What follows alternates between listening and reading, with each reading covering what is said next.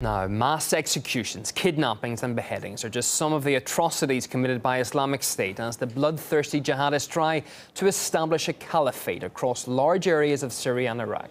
The group has also killed a number of Western journalists. RT's Maria Finoshna travelled to Lebanon, which has allowed anti-Assad fighters to cross its border. There she spoke to one of the jihadists.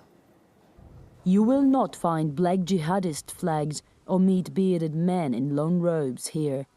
But this is where Islamic State's key holdout in northern Lebanon is. We are now in a small Lebanese town just next to the Syrian border. It used to be for years base for Free Syrian Army fighters battling President Assad in Syria. Syria is just meters away from here. But today, the owner of this house, for example, as well as other houses here in this village, hosting guests of different type. After days of negotiations, they agreed to meet us after evening prayers.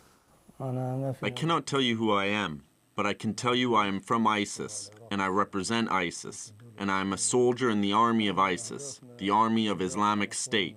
Our goal is to defend our Sunni brothers, who are suffering from injustice around the world, especially in Lebanon in the north. In the last month, the area of Lebanon bordering Syria has been shaken by fierce clashes between the army and Islamists. They want violence, and they are asking for it, and we will do it. They call themselves a sleeper cell, ready to be activated up at any time. It's how ISIS functions, they explain. They told me they've already recruited around 3,000 members and are getting ready for their fight. We train them in several levels. Every 500 are trained together. I ask who's training them. They are military experts, but we cannot reveal their identities and names. Before joining ISIS, these men were fighting in Syria as Free Syrian Army soldiers and later among the al-Nusra Front.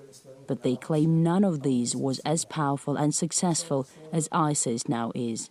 We want to bring back our land, and we will return it back, even if all of us have to die. I inquire who they consider their main enemy to be. The main reason for all these problems are the militias, like Hezbollah in Lebanon, and the Houthis in Yemen. Hezbollah is killing our brothers in Syria. Hezbollah implements a foreign agenda of Iran and Russia and others. It feels uneasy sitting with members of the group responsible for publicizing so many cold-blooded executions of innocent civilians, including at least 2 Western journalists. We don't kill journalists, and we consider them as messengers, and they are innocent. Maybe there are some people who pretend to be in Islamic State and kill the journalists. Unexpectedly, they abruptly terminate the interview. They tell us that we can no longer stay in the house and that they will drive us outside the village. In the car, we ask whether they want to make Lebanon part of their Islamic State.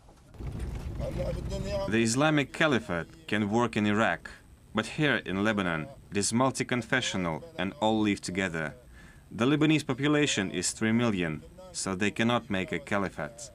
They belong to an organization that America and their allies bomb in Iraq and Syria. I ask if they are afraid of them. The answer is no. Maria Finoshna, Lebanese-Syrian border.